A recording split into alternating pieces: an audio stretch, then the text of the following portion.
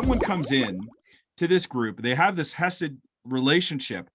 We don't operate from a Hesed perspective, at least initially. I mean, we all are wired for joy, but I find it's if you don't fit into my group, I have to I have to shame you so that your behavior then fits mine. We always judge the outward behavior first.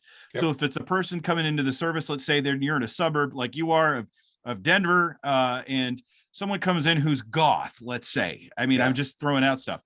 How do we help? We have to show them love before we can ever talk about the behavioral choice. I mean, we have to introduce them to Jesus before anything else.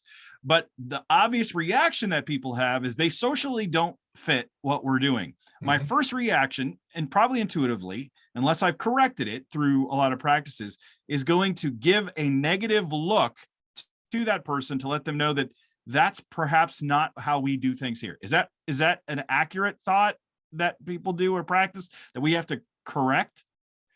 That's often what the first thing, if the first thing you feel when you go into a Christian group, and maybe you're not a Christian, is that you need to shape up and behave, then we probably have the cart in front of the horse.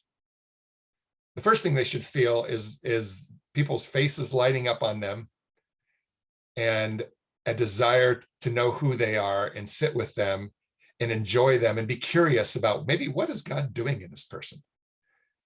I mean, the fact that he even showed up, and even when we feel this sense of needing to fix another person or change their behavior, then we've gone back kind of to the example that Jesus uses of the Pharisees. He uses the example of a plate and a dish. He said, you all wash the outside of the dish or the cup, but you leave the inside all alone, right?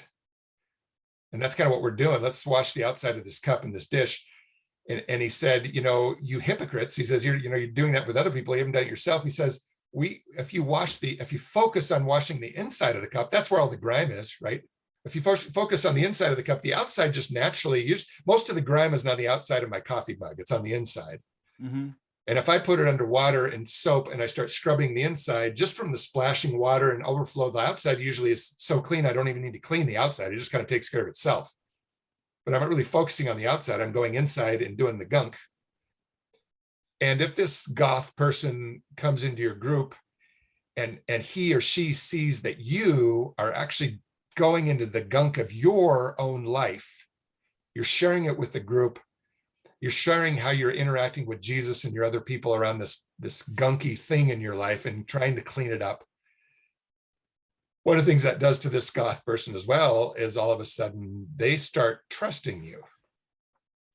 Because you're being honest about who you are. You're not trying to fix them. That you have. You're not trying to fix them. You're trying to fix yourself, and you're sharing your crap with them. And you're delighted to be with them. That's a whole nother dynamic.